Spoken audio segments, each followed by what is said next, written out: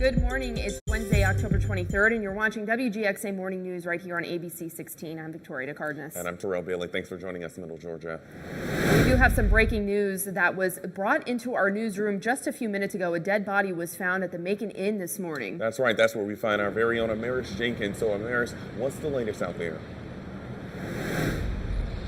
Yeah, good morning. We did get that call that a body was found here at the Macon Inn just off of Riverside Drive, and I do believe we have a map on your screens for you to show you exactly where we're located. Now, when I arrived here at the extended stay hotel, I did get to speak with coroner Lonnie Miley, who says a female victim was found here in one of the rooms that you see here behind me, and she was found at about 4:45 this morning, and he says she was found with the door open, so they are treating this as a suspicious death at this time. And he says later on today an autopsy will be performed to exactly determine the cause for her death. But as you can see, this is still a very active scene, and I am working to get more information for you. So I'll check back in with you guys within the next half hour with more updates. Live in Macon, Amaris Jenkins, back to you.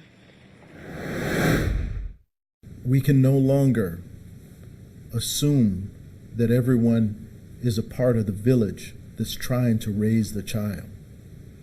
We cannot take those things for granted. We must work incredibly hard to do more to save the children in this community. This young child has touched a nation. This young child has definitely sent a message across the nation that we all must be diligent to protect them all. That was Birmingham Police Chief Patrick Smith. Alabama authorities believe they found the remains of missing 3-year-old Camille Cupcake McKinney. The remains were found in a dumpster in Birmingham, not far from the apartment complex where she was last seen. The little girl has been missing for more than a week. The toddler was at a birthday party in the apartment complex her family lived in when she disappeared. Police say they are working to secure warrants for kidnapping and capital murder for 2 previously named persons of interest. That's 39-year-old Patrick Stallworth and 29-year-old Derek Brown. They were taken into custody last week after video evidence and witnesses connected them to a vehicle seen during the night of October 12th when Camille went missing. And many of you guys have been chiming in on our Facebook page surrounding Camille. Bev Hardy said, thinking of her family with prayers, so very sorry. And Shirley Wright said, such a sad and tragic ending for this sweet baby girl. Deepest and heartfelt condolences to the family. To share your thoughts on this story, just head to our Facebook page, WGXA.tv. Well, in your local headlines, a Lawrence County teenager is recovering after being hit by a car yesterday morning. The teen was initially in critical condition. The 13-year-old boy was heading to West Lawrence Middle School when he was waiting for the bus. He decided to cross the street and was hit by a car. Now, our team actually spoke with community members that say they're in shock.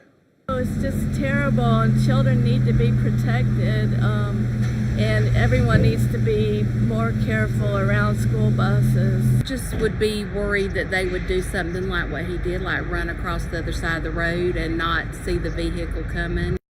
Georgia State Patrol says the woman who hit him initially thought she hit a deer and continued driving until she could stop and check on her car. Shortly after the accident, the woman returned to the scene and realized she then hit a pedestrian. Then she knocked on a nearby house and dialed 911. This accident is still under investigation. So far, no charges have been filed. And let's take a look at some of the top stories we're following for you this morning. Homes were threatened by Little Mountain fire that broke out in California on Monday. Plus, we're actually going to take a look into the Democratic strategy surrounding this impeachment inquiry. But first, the National Weather Service says flooding could continue this morning in rivers located in Washington state. Our meteorologist has more in the Weather Center. Daniel, what's the latest coming from Washington? Well, Victoria, Western Washington has experienced tons of flooding this week, and it does not seem like it's going to be letting up anytime soon. Nick Popham from our news affiliate in Seattle, Washington, has the latest following these devastating storms.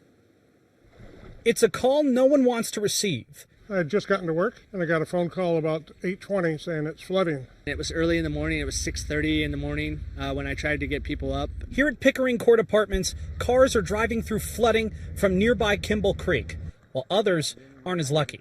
One man uncertain about how high the water will rise is inflating a raft, not knowing if he can get out with his car. I don't relish doing that. Jeff Cullen lives in Pickering Court. He's been making sure everything in his storage closet is safe from the water. Most people got their stuff out before it got too deep. Packing while trying not to panic. That's been the story throughout Snoqualmie as the river continues to rise and roar down its path. It's come up like quite a bit in the last half hour, at least a foot or two. According to King County, the Snoqualmie Basin is currently in flood phase 4, which means major flooding. It's just extraordinary that the water would come up this high. Sherry Hosieni has lived in Snoqualmie since 2006 and says she hasn't seen flooding this bad since 2009. She says she's out looking at the river to assess if the water will rise to levels she has to worry about. I work close by and I just wanted to see, because we're kind of on the next level, if it should get up this high, there's a chance it would get to my workplace. She says her main concern is just making sure everyone she knows is okay while the floodwaters continue to flow. We just have to always be ready. That's for that emergency preparedness. One thing we're looking at here locally is going to be these temperatures, and it is chilly out there. In fact, it's about 25 degrees chillier in Macon right now than it was this time yesterday morning, down to 46 degrees. If you look over towards the west, places like Thomaston, Butler, Forsyth, those are going to be some of the cooler spots to start off the day. And the reason why is mostly because you are seeing clearer conditions in a spot like that, and the cooler air is also drier over in that spot as well. Now, closer towards Warner Robins, Perry, Cochran, Dublin, those areas are going to be also a little bit chilly, down into the 40s. Now, for later on today, the wind that we saw yesterday, or at least yesterday afternoon, is calming down a bit. I don't think we're seeing any high wind gusts later on, but you can see the direction here coming out of the north. So what that's going to do for us is keep our temperatures a bit lower. I think we're going to have 73 for a high during the afternoon. We'll probably stay around that mark for a few hours before we eventually do drop down to the 40s once again overnight tonight. Coming up in 10 minutes, I want to talk more about the rain, because as many of you know, we have had some pretty good luck recently, but we're still underneath an extreme drought. And right now we want to give you a live look at your morning commute. Our cameras are on I-75 southbound this morning. Traffic is moving pretty smoothly. It's only 6:07, so nothing really to slow you down. But Daniel mentioned it is pretty cold out there, so pack a jacket before you head out the door.